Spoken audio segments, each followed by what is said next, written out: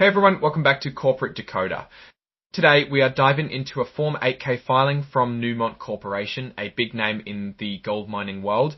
Are there hidden gold nuggets in this report, or will it just be fool's gold? Before we start, if you appreciate getting straight insights from corporate documents, make sure you're subscribed. We also have a Discord community linked in the description below, where we discuss all the latest financial news. This report covers a few key changes at Newmont, including a promotion in their executive leadership, details of their short-term incentive plan, and the results of their annual meeting. Let's dig in and see what we can find. First up, this is a Form 8K filing. Companies use these to announce major events to investors, things like a big executive change or other important company updates. This one was filed in late April, with the earliest event reported happening on April 29th of 2025. Let's talk about leadership changes. The big news here is that Natasha Vune has been promoted to President and Chief Operating Officer, or COO. This happened on May 1, 2025. She's now leading Newmont's operations around the world, plus overseeing projects and studies, and also handling health, safety, security, and environmental issues. She'll still be reporting to Tom Palmer, the Chief Executive Officer or CEO. This promotion recognizes her good work as Chief Operating Officer since 2023 and fits with Newmont's way of developing leaders from within the company. She's been in the mining industry for over 30 years, including time at Anglo American's Platinum Business and Lommon. She's got a strong technical background, being a metallurgic engineer. With this promotion comes a pay raise.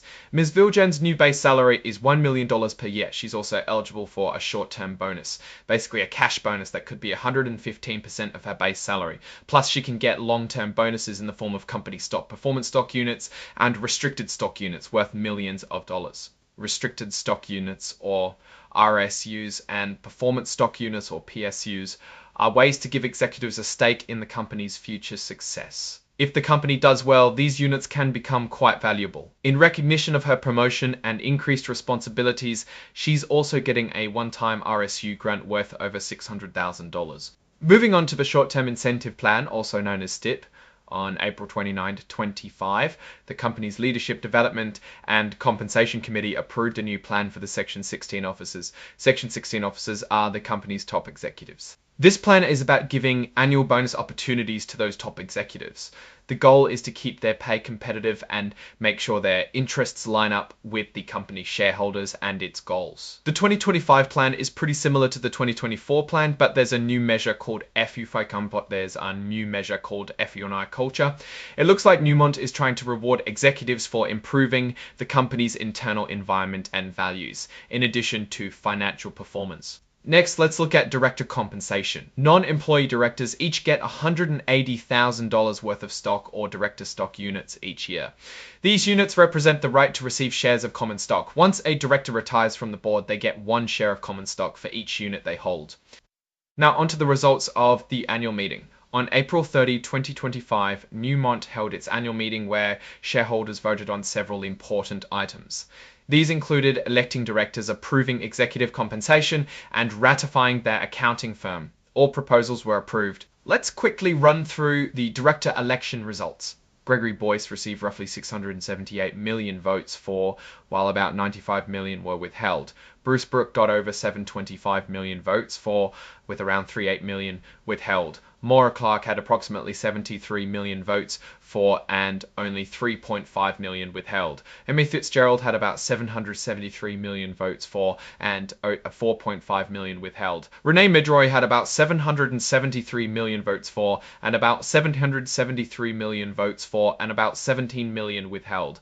Jose Manuel Madero received approximately 73 million votes for and 3.5 million withheld. Renee meet 3.5 million withheld. Emma Fitzgerald had about 773 million votes for and Fitzgerald had about 72 million votes for and about 773 million votes for and about 4.5 million withheld. Renee Midori had about 773 million votes. Moving on to the advisory vote on executive compensation, over 680 million votes were cast in favour, while around 97 million voted against. Abstentions were about 2.3 million. This means a large majority approved of how Newmont is paying its executives, although there was a notable minority that disapproved. Finally, shareholders voted to ratify Ernst & Young L as the company's independent accounting firm for 2025. Over 35 million votes were cast in favour, with around 17 million against. Abstentions were roughly 1 million. This shows strong support for Ernst & Young continuing as Newmont's auditor.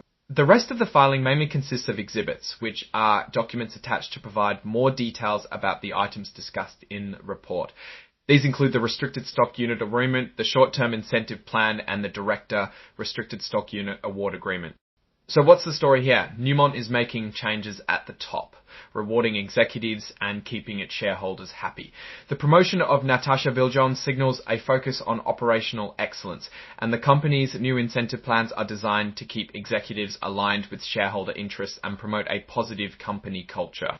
One potential risk could be the level of executive compensation, which might raise concerns among some investors as seen by the votes against the advisory resolution.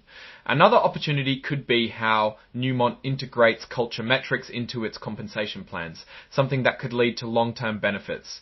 Overall, Newmont seems to be focusing on strengthening its leadership team and incentivizing the right behaviors. It will be interesting to see how these changes play out in the company's future performance. Alright, that's our breakdown of Newmont's latest filing. What's your take on these executive changes and compensation plans?